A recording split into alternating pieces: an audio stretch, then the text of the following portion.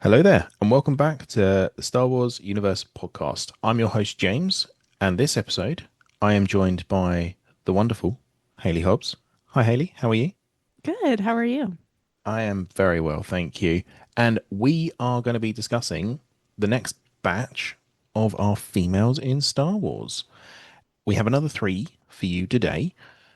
We are skipping number six that came out of Oh, um, intrigue. the wheel, the wheel of prophecy. Yeah. I don't know. Random number generator. That's the hmm one. The Wheel of Destiny. The Wheel of Destiny. Yes.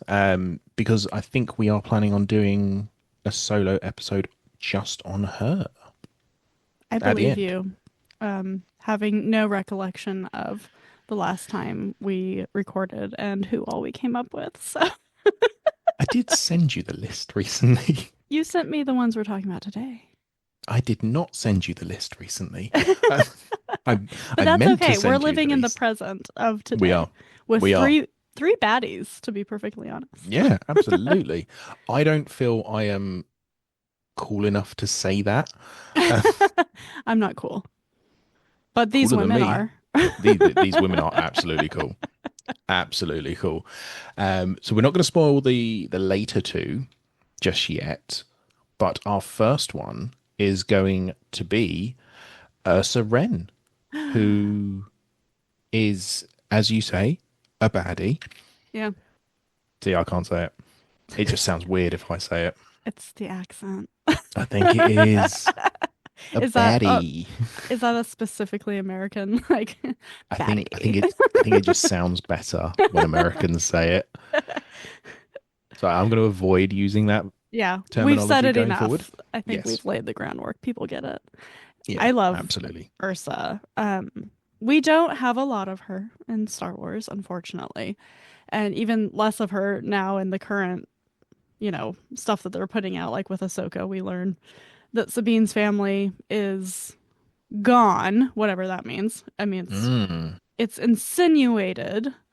Perhaps they are deceased, but we don't know that for sure. But I love when we're introduced to Ursa in Star Wars Rebels, which if you've ever heard me on any Star Wars podcast about anything Star Wars, you'll know that I adore that show more than almost anything else in Star Wars because it's just the best. But we're introduced to Ursa kind of as she's an antagonist, right? That's how she's presented Mm. to us as the audience. Sabine has to go and sort of pay her respects almost to her mom to get them to try to join the rebel alliance. It's not an alliance yet, but to try to join the rebels and get the Mandalorians on their side so that they can be helpful. And Ursa comes off cold, not just because they live in a very cold part of whatever moon they're on. I can't remember. So their home is called Crow's Nest, right? Yes, I believe so. Which Yes. is so cool. But she's just cold. She's like, "Oh, Sabine's back," and she's not very welcoming to her. And you're like, "This mom, she's got problems." But I love the turn of Ursa when we realize that it's all to protect her family. That's very Mandalorian of her at the end of the day, and she's just so cool. And then we get to know her a little more as they try to rescue Sabine's father. And I don't think we see Ursa in the last season of the Clone Wars during the Siege of Mandalore. No, not without her helmet on. That she may be a background Yeah, which somewhere. is too bad. But I I think mean, that's the most we get of her, at least on screen. yeah, there was a lot going on the Battle of Mandalore as well, so she may be there Yeah, somewhere. But I don't think we see her. yeah. But I love her. I think she's fierce and very protective, and she's actually very kind under her tough exterior, and she has some killer armor too. Oh, she absolutely does. I love the Rebels Mandalorian armor because it's Yeah. all quite different from each other and really shows the different clans and the different houses and things like that. And I think they really replicated that well in the Mandalorian with the armorer and Paz and all the other Mandos that we meet along the way. hmm But she's as you say, she's quite cold Mm.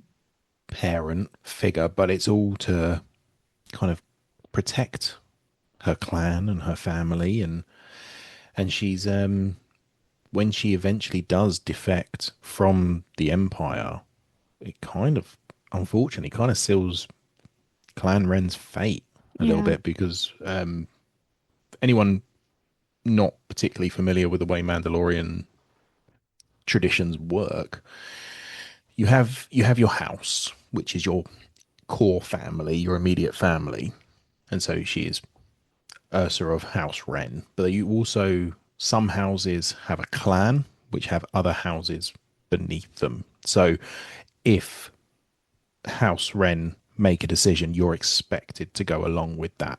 And so her Ursa making the decision to defect from the Empire to the Rebels brought with it not just Papa Wren and brother Wren, Yeah, Tristan. Tristan, that's the one. Thank you. Um, so it wasn't just the four of them that go. It's like 20, 25 of them because Yeah. it's multiple houses.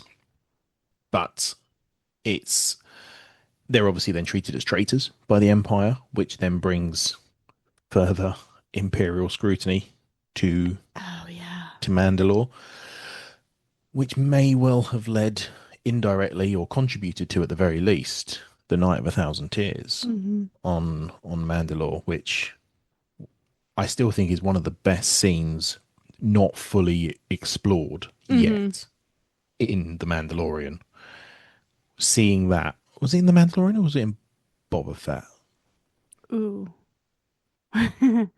I think it's in Boba Fett because I think in Mandalorian they just They refer to allude to it. it. Yeah, yeah, but you I see think. the K2 units with like Yeah, the real Boba Fett for Terminator sure. eyes.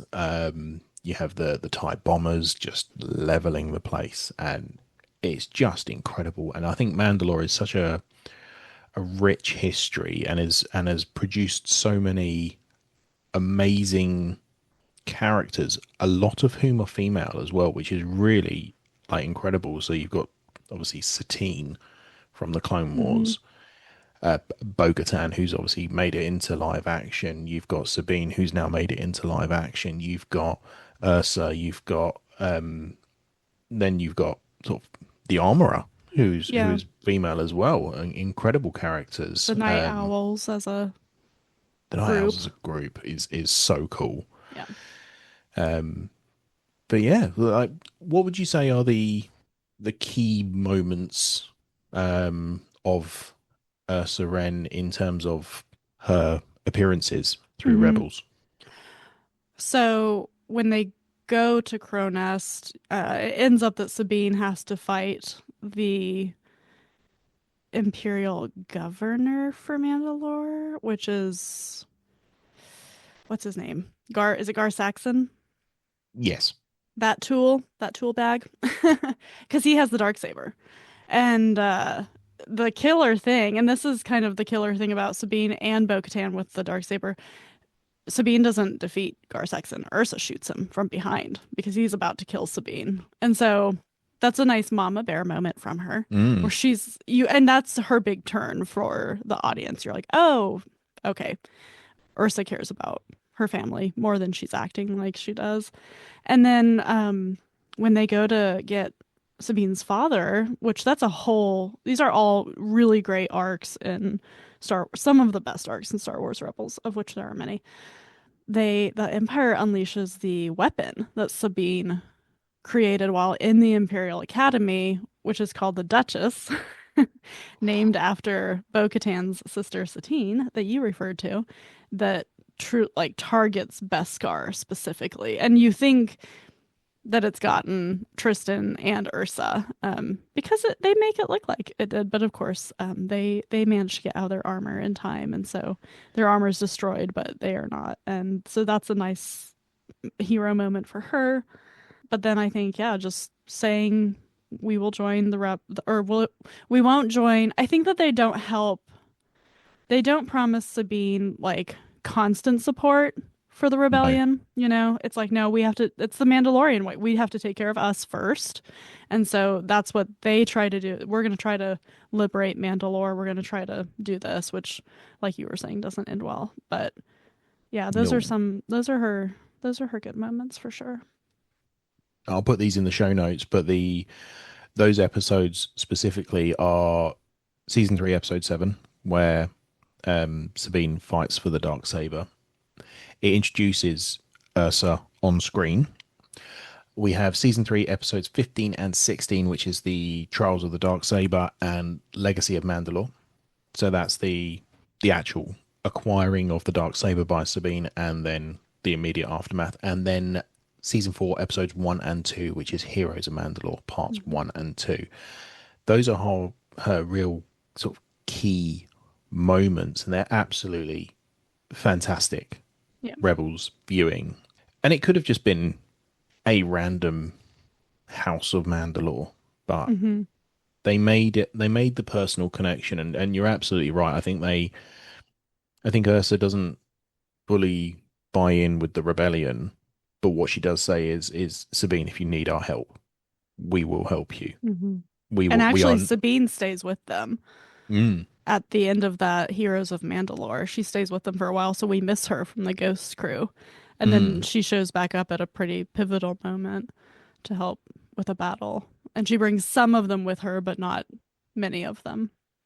Yeah, and well, Mandalorians are wanting to They're not fickle. follow orders. They're fickle. They are, and they like to find their own way. Hmm. Anyone And who it's has usually the seen hardest way possible. absolutely with the absolute most bloodshed. Uh, Yeah, yeah, no they doubt. do enjoy a battle, don't they? They love it. I love Mandalorians for that though, which is funny. It was just before we came on air, I was talking about how I don't actually particularly like Boba Fett, Yeah, um, well, but I can headcanon that because he's not actually technically a Mandalorian, he didn't as grow up on per Mandalore. no, and he's a clone, which actually affects his status within Mandalorian culture as Right. well. As we've been speaking about Ursa, I have realised that it's been quite some time since I've watched any Rebels, Sin. and I'm gonna need to rectify that soon because I think even if I just rewatch season 4, like Yeah. I need some more Rebels in my life, and I Maybe don't. 3 and 4 with the Bendu of it all. Oh yeah, I do like Bendu.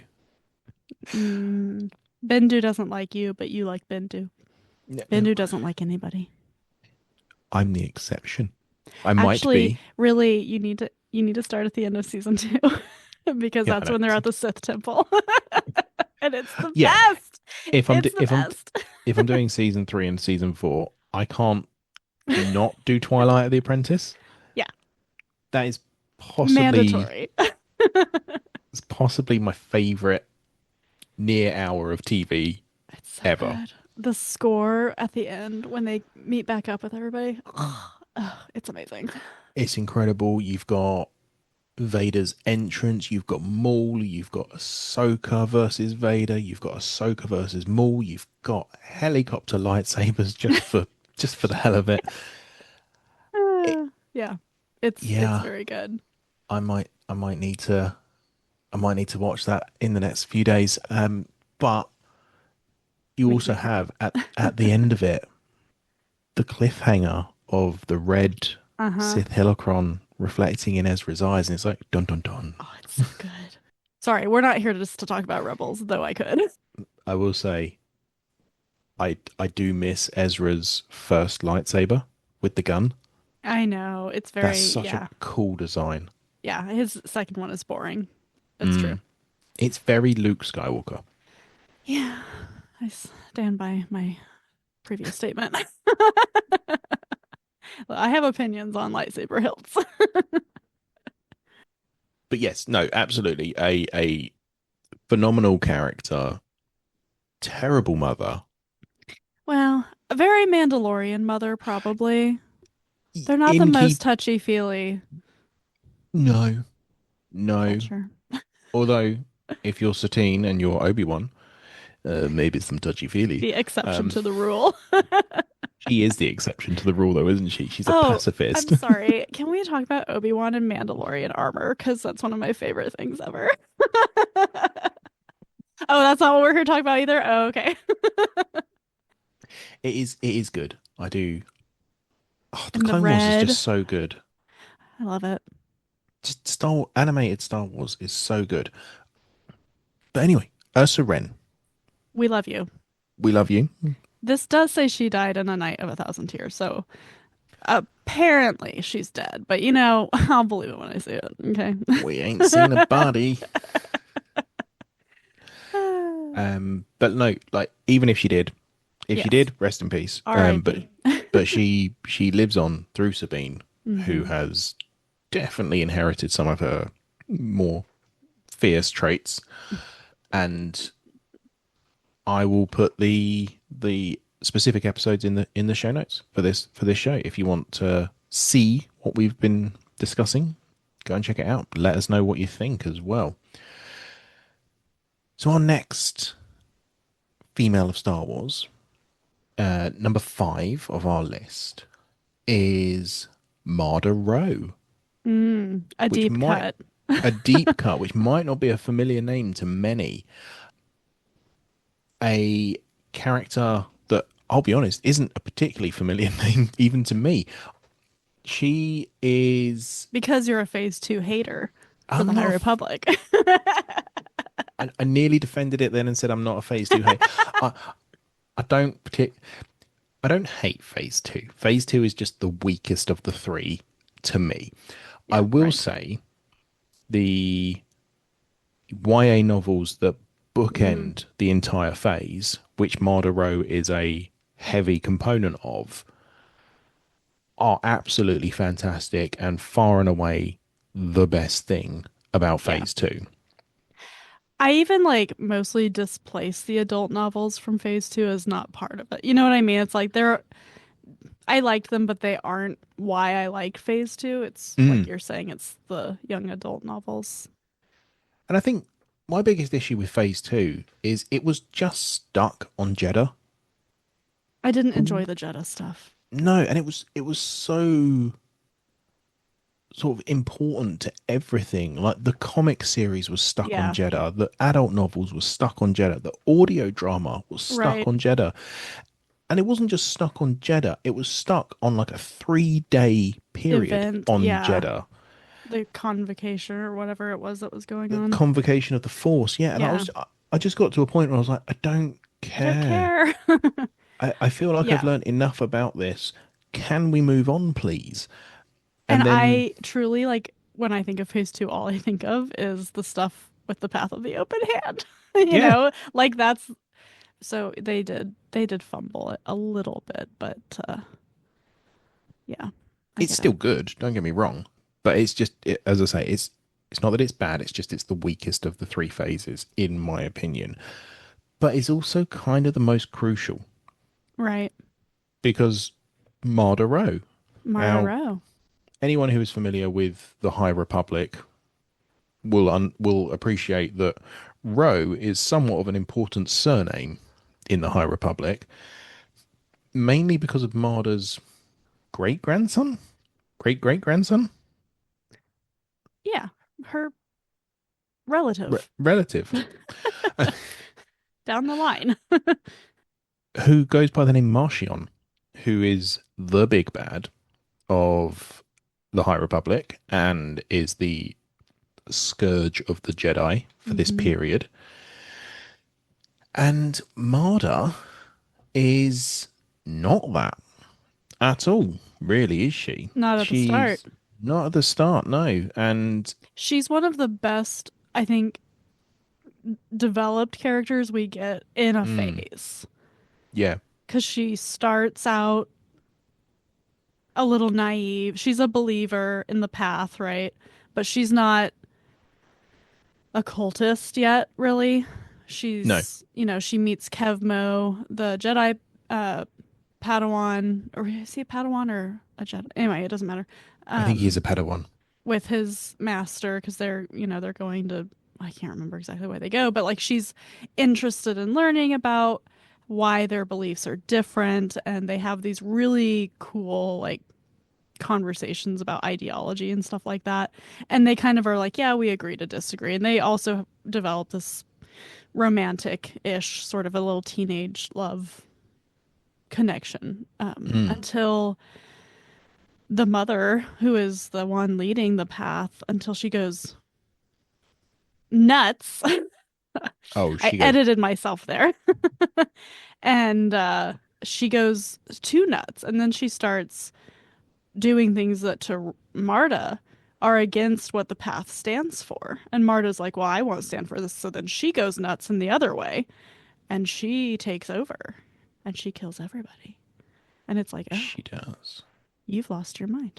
But then you get that perfect seed planting for Marcion and why his family is the way they are. And so her A to Z story is just very interesting and very well done. And just for anyone who might not be familiar, the Path of the Open Hand, their core belief is that they almost surrender themselves to the flowing The nature force of the. must be free. Yes, and they don't ever want to use it Do we know what that intentionally. means? Do they? Do they? That's the real question. But the core belief is they don't want themselves or anyone who can utilize the force, touch the force, to actually use it because all actions have a consequence. Right. Which, on the surface, Sounds okay. sounds okay, makes sense. It's the butterfly effect. Right. And it could be something of you lift up or you catch a cup that's Hmm. fallen off the side, and somewhere 17 galaxies away, or 17 star systems away, crops fail. Right. It's that sort of thing that they have. Yeah. The And complete, like, not connected things, they connect together, mm, even though it doesn't make any logical sense, which is where Kevmo's master, whose name I can't remember off the top of my head, she's like, no, these people are crazy. Because she's like, their philosophy doesn't hold true in practice. It sounds great as a philosophy, but mm, it's not realistic, is essentially kind of what his master says to him, right? yeah, absolutely. And that is a take on it. Part of the open hand obviously believe this and are quite firm in their belief. And they are just trying to spread the message of the force should be free. Hmm. And they give things willingly without expectation of anything back. I think it's flowers, isn't it? It's Hmm. the thing that they hand out. Hmm. Um, Which is innately creepy. You know what I mean? mm, There's yeah, something in the writing of them doing that. You're like, if you were a person walking down the street and this person's like, oh, just take this flower free of, the force will be free, free of love, free of whatever. And it's like, okay, thanks. You know what I mean? Like, you can just imagine exactly what kind of people they. yeah, yeah. I think I've encountered some people like that. I think everybody has. It's always interesting and awkward. But it's Um, why, if we're gonna, can we spoil like why she, the mother that's been preaching to them, that has found the levelers, that has the rod of whatever that she's control, that we can't use the force, we can't use the force, we find out. And it's such a cool reveal. And I had it kind is. of seen it coming, but I wasn't 100% sure they were going to do it, that she's force sensitive. She's force sensitive, but not force sensitive enough to Right. be taken by the Jedi. And I believe her Her sister sister was. Yeah. was, yeah, and that's where the hatred of the Yes. Jedi comes, and she's twisted it into this mantra that the Jedi are abominations because they use the Force, and this whole the Force must be free, and Hmm. it's phenomenally told Hmm. in these books, and it obviously culminates in the Jedi and the Path of the Open Hand clashing on the planet Dalna. Oh, Dalna. yeah, Dalna. Yeah. Dalna, thank you. And it's documented really, really well in the Path of Vengeance, set, as we say, on Dalna. And it is the Jedi and the Path of the Open Hand. Very similar to, actually thinking about it, the Acolyte. What the Jedi are doing Yeah. on the planet in the Acolyte. Yes. Very much so. Where they then end up in this battle. And it's brilliant. And I loved it because It's it had, really well written. It's really yeah, easy to follow, which it's for a chaotic chaotic. battle. Yeah, Yeah. so it's because I believe Kevmo and his master are sent there to look at an artifact. Mm. And I think that we find out, I could be making this up. It's been so long since I read this, that the artifact in question, the mother was kind of luring them there. Because wasn't Yes. she trying to get her sister to come to the planet? Because she wanted to kill her, right? Yes. Well, she wanted to confront her And with, show her, I have power too. Look at the power I yes. have. Yeah. Yes. And that's Yeah. where that's where her sense of belief was shattered by what the mother, she's like, wait, you were just using all of us for your petty sibling rivalry? And she goes insane. And you know what? I Mm. mean, when you're brainwashed your whole life and you're told this is the thing and you cannot stray from this, and then somebody, you find out they're just doing their own selfish thing, it's like, well, yeah, I'd probably snap too. That light bulb moment. Oh, And so Marda, after the Battle of Dalna, and which again, fantastic battle. Yaddle's in it. It's well, brilliant. Yaddle appearance, love it. Love Yaddle. May she rest in peace. Yeah. R.I.P. She breaks off and sort of goes a little bit extreme, Just a little bit. just a tad. She takes the gaze electric She does. because that's what they've been building while they've been on Mm. Dalna. Yes. And so she takes it and does she create the path of the closed fist?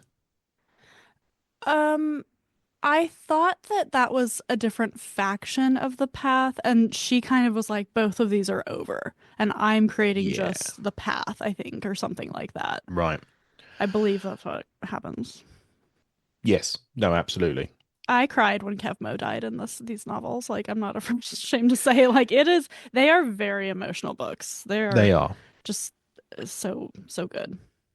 And it's one of those things of there's a split second moment in it where you actually think Kevmo can actually talk her around. Uh-huh. Then he dies. Mm-hmm. And it's just like, oh no, because there's then that The trauma point of no return now. on her as well, and she just sets in motion something I don't even think she's aware of, where Yeah. generations down the line, Marchion does his thing, and it's the creation of the Nile, and Mhm. it's the creation of Marchion Ro, and it's this hatred of the Jedi, Mhm. which takes a couple of generations to fully evolve into this chaotic thing. Mhm. But one of the things I really love about Marda is that, like, she's not got the Force. No. She's not seduced by the dark side. No. She is, I suppose, radicalized, really, Well, she by her radicalized and grief. then yeah, her she loses her innocence. It's Mm, her all of the things she put trust in betrayed her. That would break you as a person, especially in this kind of tight-knit, insanity she was. And two, we should mention her species, the Everini, have this long history of being persecuted, right? And that they're mm. seen as evil. And so, like, they were all driven out of their home planet, and, like, there's not very many of them left. And so they talk about that a lot with Marchion or Marchion. I don't remember how it's supposed to be said. I don't think it matters. Either is fine. But that his species makes him seen as evil, and this is part of why they, you know. Well, it's And evil, she it's loses her scary, cousin it's too yeah, yeah, in a absolutely. horrible way.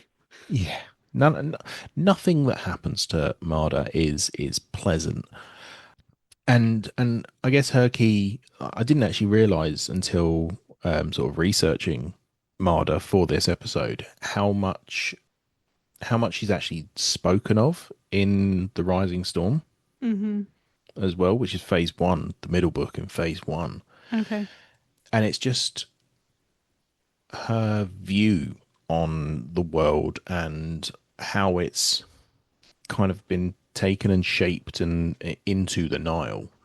And it's really quite interesting how they Hmm. were laying the seeds for her in phase one to then really explore and dive into her story in phase two.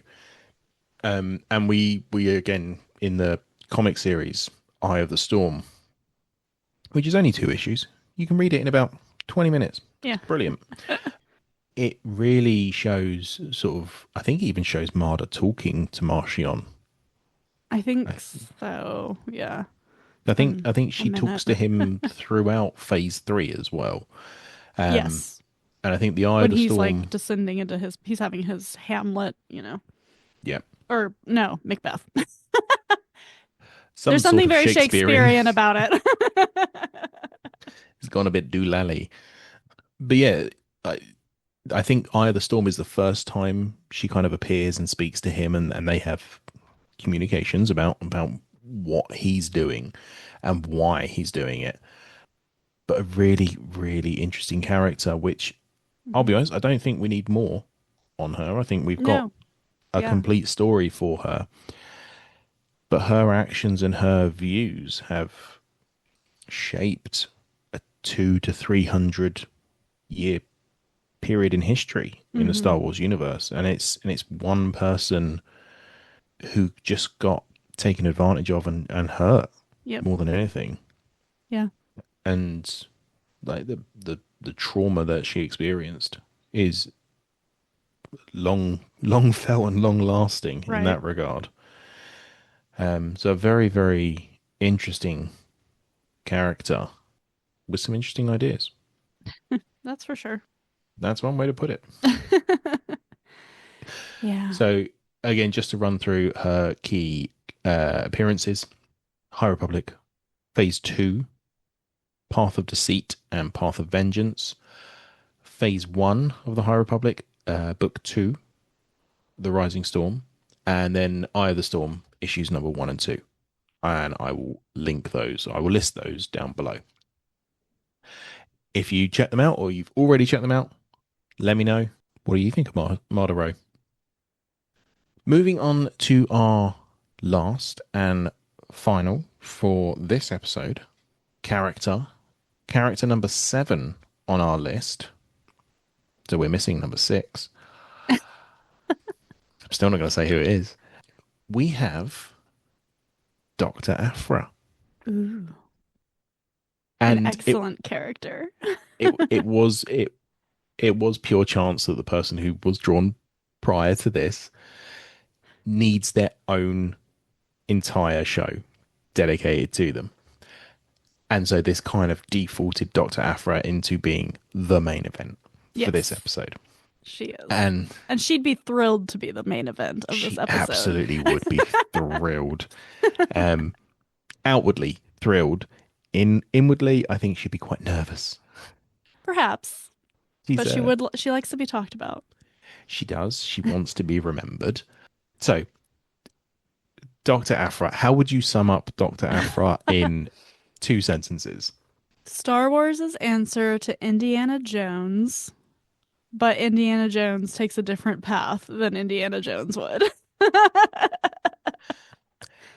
Accurate.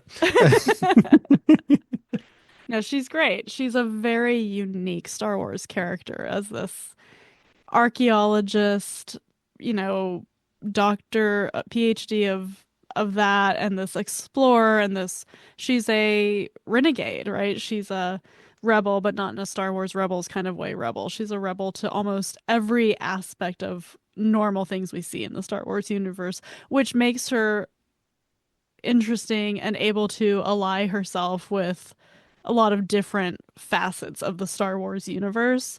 And so in that way there's nothing but fun when you're talking about Aphra. Absolutely. So nail on the head there. Archaeologist, treasure hunter, but also criminal, Hmm. scoundrel, con artist, but also I think a lot of the time sort of a little bit of a reluctant hero. Yes. I love Aphra. Yeah. I've loved her from the moment she appears, which is in Darth Vader Volume 2, Volumes 2 to 4 from the 2015 run. Hmm. Taking Aphra out of it, it's probably still the best comic run of Star Wars I've ever read. Yeah. That Vader run is outstanding. She does obviously spin off into her own series, which is currently on series 2. Hmm. Oh, Actually, 3. three. I think Agent of Chaos is its own miniseries, right? Yes. Yeah. And she has a audio thing. I don't know what you would call it. It it's an audio drama, but Yeah. it's essentially volume 1 of the Doctor Aphra comic. Yes. She is also a key component to the Screaming Citadel, which is a standalone, however many issue comic arc with Luke. She's just brilliant. She's absolutely brilliant. And her intro to the Star Wars galaxy is Vader. Vader recruits her, and he recruits her because she knows things that he doesn't, and he wants to know them. And he wants to collect as many artifacts, Sith or Jedi, Hmm. Force related artifacts as he can. She's an archaeologist. She can go get them for him. But she just lies to him All the time. all the time, relentlessly. And like he knows.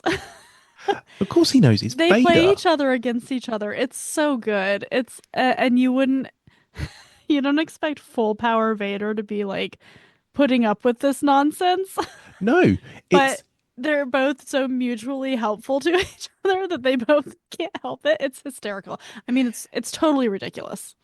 completely, completely. Aphra knows that eventually Vader is going to have to kill her, Yeah. and so she she just constantly is like, "Oh, gotta go," Yeah. um, just like, and he lets her. I think for me, it's that's the Anakin coming through in Vader. Yes, definitely. That's Anakin and Ahsoka. Yeah. It's that sort of relationship Yeah. of they drive each other mental, but they kind of like each other. Yeah. But he's like, for my reputation, I must murder this woman. Yeah, and Like and it's so and he it's will. pretty on brand. And he tries to, yeah. Yeah, up until the point where she actually fakes her own death Yeah. to get away from him. Like, and And he she's lets she her do that too. does he let her? Does he let her, or does he actually think she's dead? I always took that as he kind of like, sure, Jan, and was like, you know what? We can agree to say that you bested me, but we won't tell anybody. I won't tell anybody. You won't tell anybody. You can go. The I interpreted it as it suits him to believe it, Yeah. and he can't be bothered to go and check. Yes. So it's like, yeah, yeah, okay. Sure. If she You know. survives, I'll find out and I'll figure it out then. Yeah. It's again, it's the cheeky Anakin side of Vader coming out, and it's the Clone Wars side of Yeah. Anakin coming out. Yeah. But she she doesn't really have an allegiance. Nope. She doesn't really care about anyone other than herself. Correct. There are two beings that I think she does care about. Whether they care about her back is a different story, and we'll come to those two in a Hmm. minute. I've spoken about them a lot. The best. I love um, them. oh, they're amazing. But she likes she'll steal from the Empire. She'll steal from the Mhm. Rebellion. She will steal from the Hutts. She Yeah. doesn't care. who she steals from, but there's also that moment where like she'll stop at the end of an adventure and go, I'm really sorry I had to steal from that person. Yeah. Anyway, But she's only like, saying it to herself, you know. It's not yeah, like she's going, "I'm sorry, person, I have to do this." She does it, and then she's like usually on her spaceship, and she's like, "That was unfortunate, but you yeah, know, means that must." that didn't go the way I planned. Oh well, I've got what I want. Yeah. So good. She's not Empire, she's not Rebellion, she's not a hero, she's not a villain. She's not even really a scoundrel. She's an academic. Yeah. And I would say, and this is nothing against the wider stuff that Disney have put out, Doctor Aphra is the single greatest thing to ever have been created by the Disney era Star Wars. They need to start inserting her in things. Yes, and I think they could go so many different ways if they lent into it. They could have her appear in movies. They could have her have a series where she's growing up through it, like a 4 or 5 season series. That would be incredible. Where and they don't need to do anything. They have the stories. They just need to retell them on the screen. Yeah. She's absolutely phenomenal, and part of those series would have to be her two companions, which would make the series R-rated. 100%. Her two companions, Triple Zero and BT-1, my two favorite droids in Star Wars. They're phenomenal. They are. Phenomenally evil. They are. They absolutely are. For anyone who isn't familiar, I've talked about them to death. So on so many episodes. But for anyone who isn't familiar, Triple Zero is essentially an evil C3PO, Yes. and BT-1 is essentially an actually evil, not just a little psychopathic maniac, version of R2D2. Yes. So Not just a R2, war criminal like Chopper, an actual criminal. yes, and they.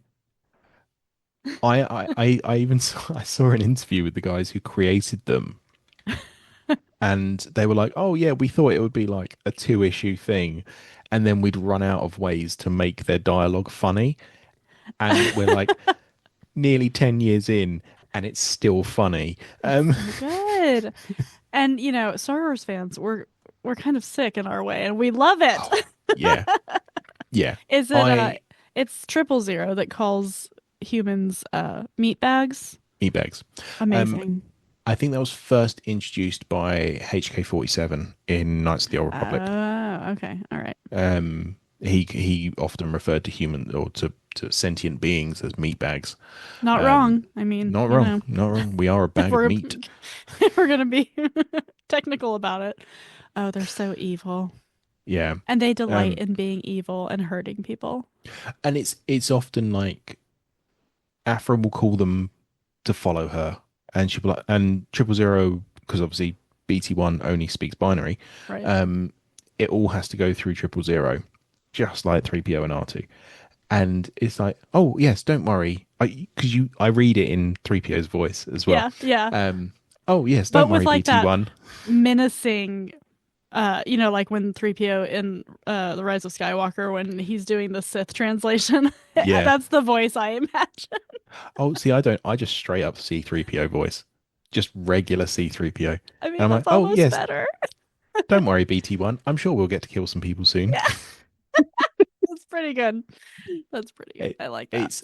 I love it. I love what Aphra has brought to the table, and she's also introduced us to Sanastaros and so many different characters along the way. And she's sassy, she's sarcastic, She does a jailbreak with Princess Leia. I mean, yeah. what could be better? And she's kind of gone through, like, obviously she's still about at the moment. Like she's around with Luke Skywalker. We don't know where her story ends. Yeah. And dear God, I hope it doesn't end anytime soon. No. She could still be about with Rey. She'd be much older, Yeah, that But would be like, fun. can you imagine this crew? Ray, Aphra, Hondo, Oh, and the droids.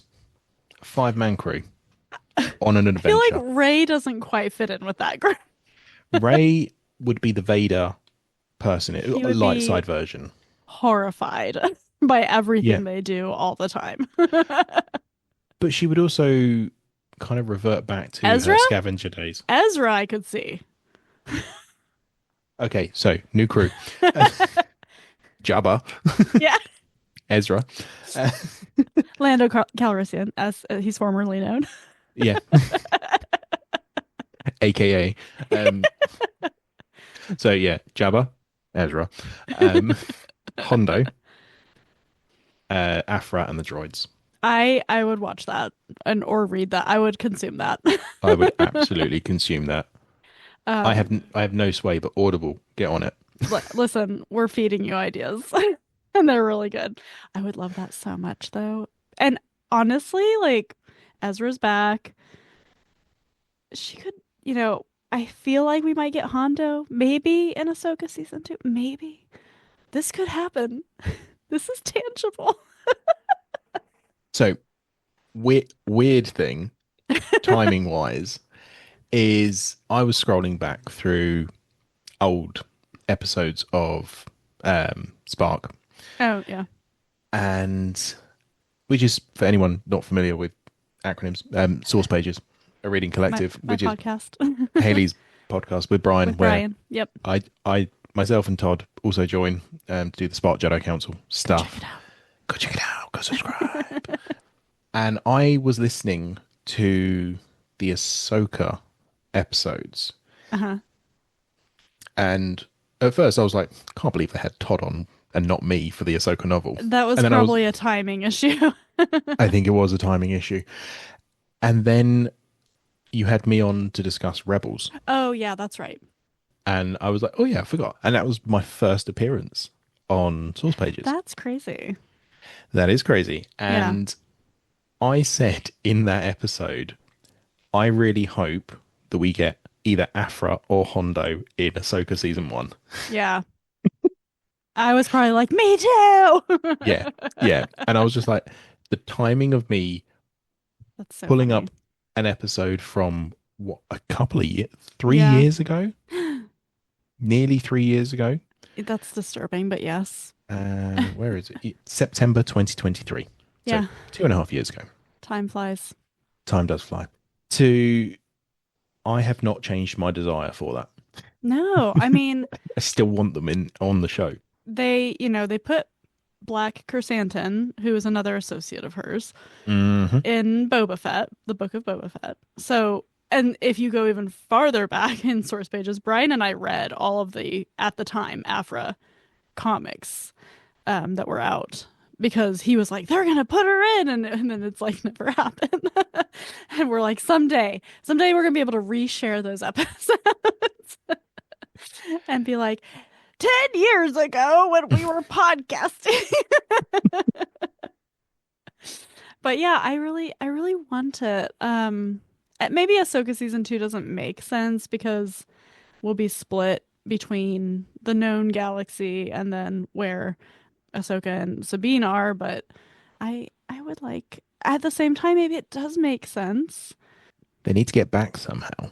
They need to get back, potentially Ezra saw what oh crud, I'm forgetting his name.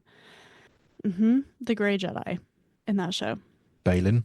Balin Skulls. But, maybe he saw what Balin, what we see, where we see Balin is at the end of the show, right? With the Mortis god statues, and he could be like, well, there was this. I mean, that would be a cool way to get back into the Mortis stuff. Yeah. We are definitely getting some more Mortis stuff. We have to be, quite simply. They need to call an archaeologist. Yeah. And she can't get there without the help of a friendly neighborhood pirate.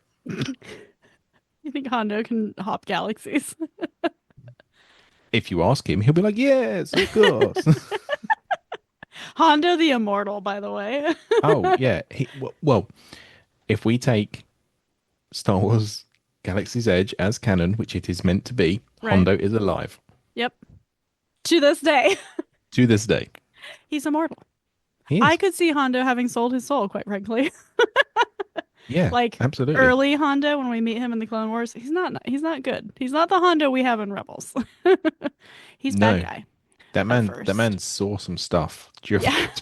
during the And did some stuff. and did some stuff. Yeah, he's Um, very modern day Lando. I think he is mhm. Hondo is to the Clone Wars and Rebels what Lando is to Yeah. Han and Leia. Yeah. Lando's not Love a it. good guy either. I'm gonna put it out there. It's true. It's true. It's true. He does some stuff and falls in love with a droid We've all done several that. several times over apparently. Oh, L3. Long may she guide the Millennium Falcon. Yeah, yeah. So Aphra. So yeah, Aphra, she's just the best. She's As, just super cool and super fun to read about. And she looks cool. Her ship is cool. Like she's very into uh archival technology and, like resurrecting things or upgrading things that are very custom. Is that how Vader finds her? Like he found some custom work that she did on something.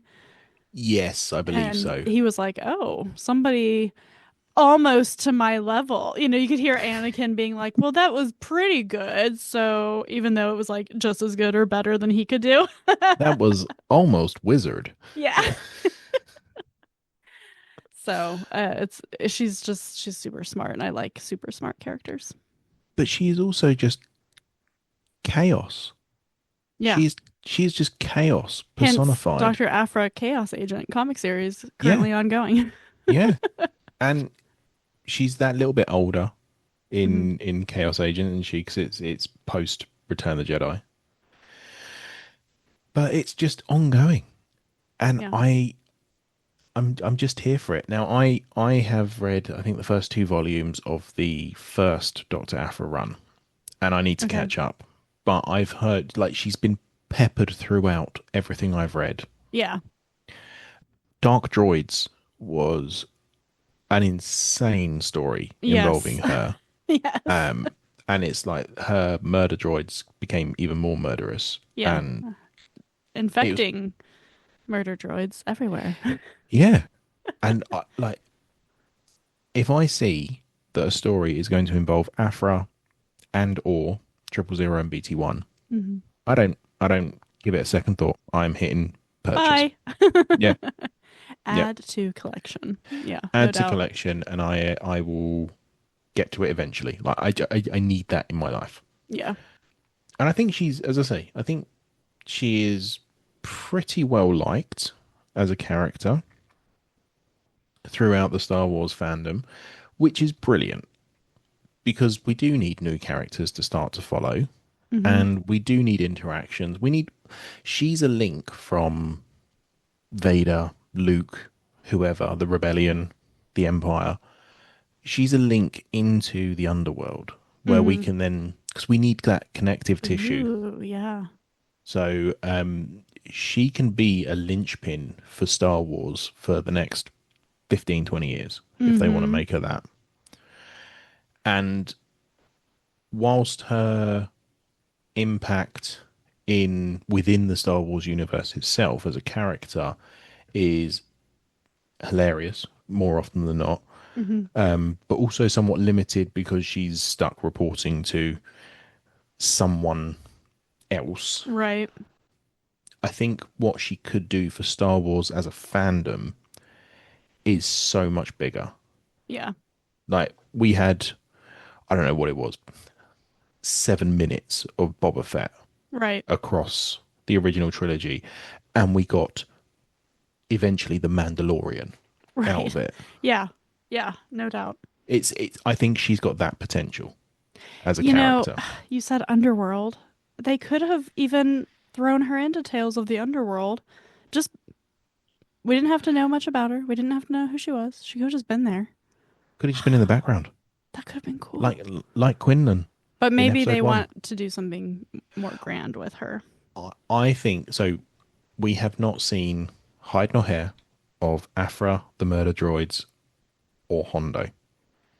Yeah. People have been crying out for them for years. Now, after Ahsoka season 2, and I'm going to call it Heir to the Empire, the Thrawn Right. movie, if Ezra survives, which he better, I'll be so annoyed if they kill him off. Sad. I mean, yeah.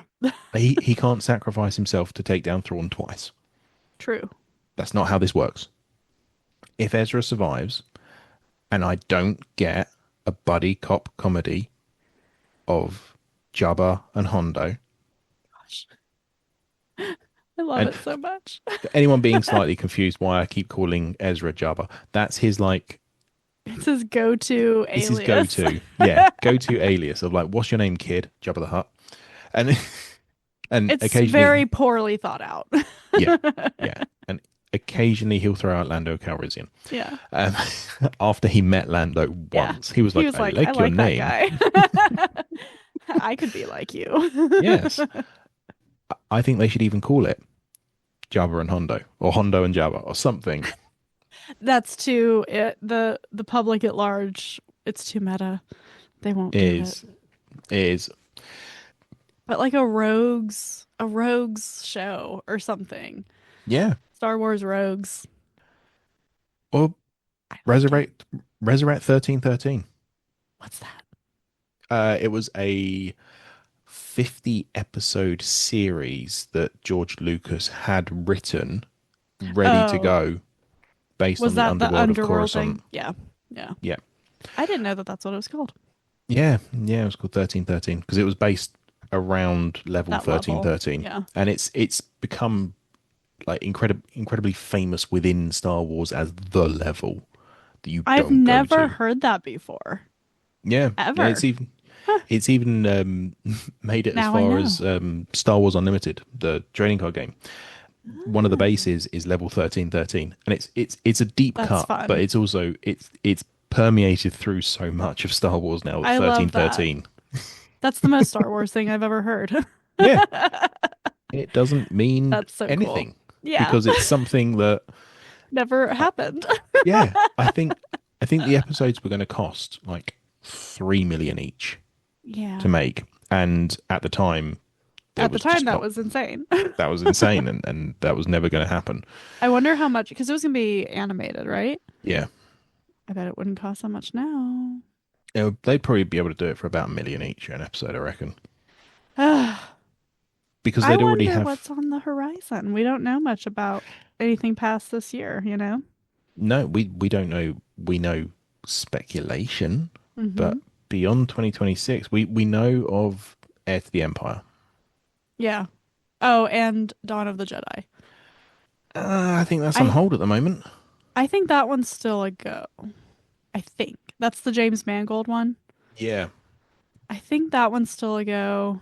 I think it's the Taika Waititi one that's maybe No. in purgatory. I don't remember. Or what do they call it? Development hell. Yeah. But no other, no series, no. Yeah, we're waiting. He's co-writing the script with Beau Willimon, known for Andor, Cool. and he's cited the Ten Commandments and Ben-Hur as influences. Yeah, it's gonna be very epic. But anyway, Doctor Aphra. Like, you will always have fun with Doctor Aphra, and her key moments to date, I think, volumes 2 to 4 of the 2015 Vader run is her introduction. Crucial. Doctor Aphra Volume 1, which is just called Aphra, is the start of her solo series. A really good volume. I demolished that really, really quickly. Mm-hmm. The Screaming Citadel is her first encounter with Luke, which as a overall book, I didn't particularly enjoy the Screaming Citadel. I just felt it kind of went on for a bit, but it's got some cool stuff in it. Yeah. It's got some really cool stuff in it. I've got the Catastrophe Con, which I don't think I've read, which is it says here highlights her scams, betrayals, and survival instincts at peak chaos. So Hmm. it sounds like a good time. Yeah. And then the 2020 series, which is series two of Doctor Aphra, essentially, which I think finished back end of last year, issue Yeah. 50. Yes, I believe you're right. And it is set post Return of the Jedi. So they're bringing her into that murky Mando era of Star Hmm. Wars. And I'm very, very excited for where her stories are going to go. Can't Same wait to, here. can't wait. Yeah, can't wait to learn more. But that is going to do it for this episode of Females in Star Wars, Volume 2. We've covered many, many things this episode. As one um, does when talking Star Wars. yeah. Ursa Wren, Marda Ro, Doctor Aphra, three fantastic characters. And it's been great to chat Star Wars with you, Hayley. And as always, been a pleasure. Yeah. Before we fade off into the sunset, I don't. Before we travel to Peridia Yeah, before we with hop off Hondo. with Hondo to and Jabba, why don't I would go. you? I absolutely, I'd be on that. I'd be on that plane in a second. Me I- too. why don't you tell everyone where we can find you? Yeah. So the aforementioned Source Pages is my main podcast. Brian and I have been at that for several years. We read comics and novels as primers for geeky TV shows and movies, but we also just sometimes talk about things we enjoy. And with James and Todd, we've been talking about the what we've called the Darth books of Legends, and so we are doing Fatal Alliance soon. It's been pushed several times, but other than that, we are reading, all of 2015 Secret Wars. We'll do a primer for the Wonder Man series dropping at the end of this month in January. And yeah, it's always a good time over there. And then just check out strandedpanda.com for lots of other things to listen to. Fantastic. Thank you very much. So until several months pass and we come back to do the third volume of this, Yes. I will try and be slightly better with my scheduling over the next couple of months. Hayley, thank you very much. And to everyone else out there, may the force be with you always.